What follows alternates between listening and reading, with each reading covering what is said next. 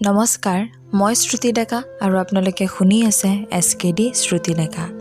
আজিও আপোনালোক সকলোৰে বাবে এটি খুব সুন্দৰ কবিতা লৈ আহিছোঁ। কবিতাটিৰ শিৰোনাম আন্ধাৰ, কথা শিৱপ্ৰসাদ নাথ। তেন্তে বলক আজিৰ ভিডিঅ'টো আৰম্ভ কৰোঁ। আজিকালি মোৰ আন্ধাৰবোৰ বৰ প্ৰিয়। জয়াল নিশাৰ লিংলিঙে আলিবাটৰ বিমূৰ্ত আত্মাৰ লগত মই নিৰলে কথা পাতোঁ। এজন আজব বাটৰুৱাতেও অচিনাকি হৈও অঘৰী আত্মাটোৱে শুনি যায় মোৰ নিৰহ কথাবোৰ। মাজে মাজে আকৌ তেওঁ কৈ যায় তেওঁৰ লগত ঘটি যোৱা অকাল্পনিক কাহিনীবোৰ। সেইটো সময়ত আমি দুজন প্ৰিয় সাৰথী, যেন কোনোবা বুকুৰ আপোন, বৰ গোপন সেইকণ সময়। কাৰণ আমি দুয়ো পৃথক ঠাইৰ যাত্ৰী। আজিকালি মোৰ আন্ধাৰবোৰ বৰ প্ৰিয়।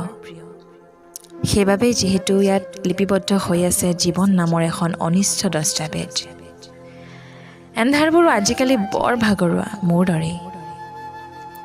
প্ৰতি নিশাই বিচাৰ কৰে হাজাৰটা সঁচা মিছাৰ যুক্তিযুক্ততা। তথাপি নিচুপ হৈ এটা চুকত নীৰৱ হৈ বহি ৰয় যেন কিবা এটা আধৰুৱা। আজিকালি মোৰ আন্ধাৰবোৰ বৰ প্ৰিয়।